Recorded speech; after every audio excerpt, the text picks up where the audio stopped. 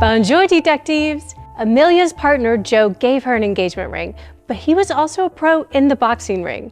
Boxing in the 1920s was the ultimate test of strength and endurance, and we are where a lot of those boxing matches took place in Paris, Élysée Montmartre.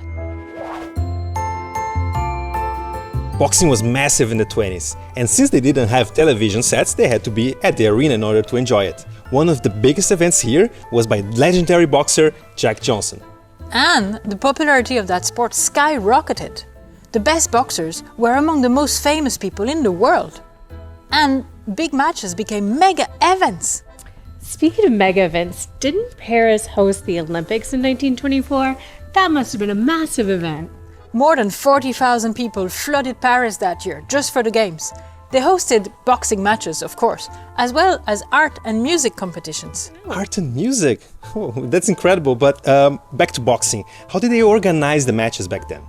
There was no ruling body over the sports like today, so the promoters played a big part in organizing the event. Sadly, they often used this control for their own ends. So that was the dark secret behind the sport. They would rather organize it for profit instead of love for boxing. It was not easy for boxers. Deserving fighters could be ignored for years, while promoters would choose boxers who would make them money.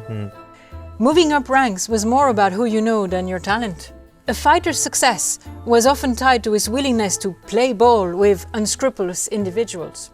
So boxers like Joe could be pulled into shady practices just to be able to move forward in their career. There was a strong element of crime in Paris at the time. The history of organized crime can be traced back to the French Revolution. But with the turn of the 20th century, those organized mobsters became highly organized and created crime families.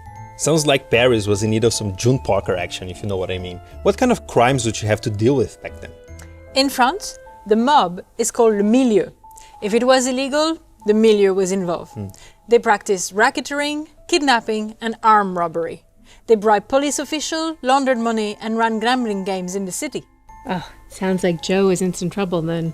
One of the most dastardly groups in the city at the time was called the woo.ga gang.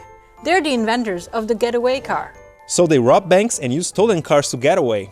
If you think about it, it was kind of a new technology for the time.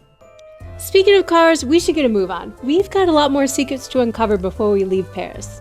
Join us next time as we explore the transportations of 1920s Paris and as well what they were in this fashionable city. Au revoir! Hey detectives, can you fill the blank? Heavyweight champion Jack battled it out in the ring in Paris during the 1920s.